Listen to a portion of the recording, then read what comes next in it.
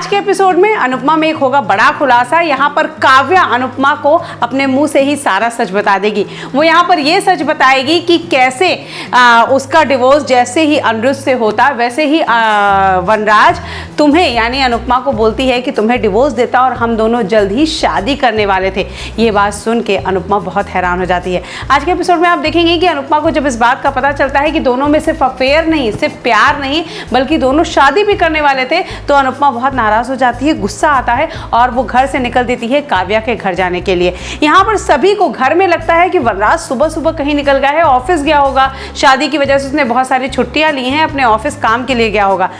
अनुपमा यहाँ से निकलती है काव्या के घर। वो काव्या से सारा सच जानना चाहती है। यहाँ जैसे ही वो पहुँचती है काव्या के घर, यहाँ पर वनराज देख लेता है कि काव्या के घर अनुपमा आ रही है। वो डर जाता है क्योंकि वनराज ऑफिस नहीं काव्या के घर गया होता है। यहाँ पर वनराज छुप जाता है और काव्या को कहता है तुम देख लो तुम्हें कैसे डील करनी है।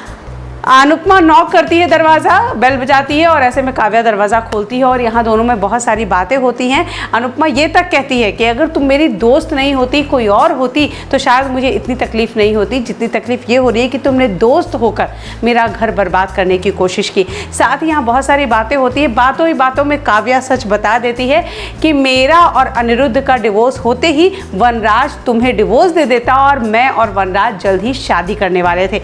ये बात सुन के अनुपमा शॉक्ड हो जाती है। उसने सोचा था कि दोनों का अफेयर चल रहा है, ये सब कुछ ठीक है, लेकिन वनराज अनुपमा को डिवोर्स देके काव्या से शादी करेगा, इस हद तक अनुपमा ने नहीं सोचा था।